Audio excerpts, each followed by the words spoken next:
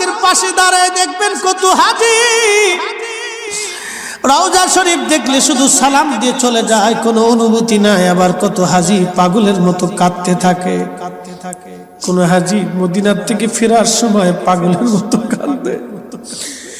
কাঁদে পাগলের মতো, আর বলে হুজুর আমি গরিব মানুষ, কোনদিন আর মদিনা আসতে পারবো কিনা জানি না গো নবী, বিদায় নিচ্ছি আপনার কদম থেকে।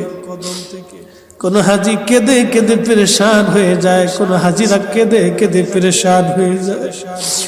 রওজা শরীফ দেখলে কোন হাজি চোখের পানি ফেলে ফেলে কাঁদে,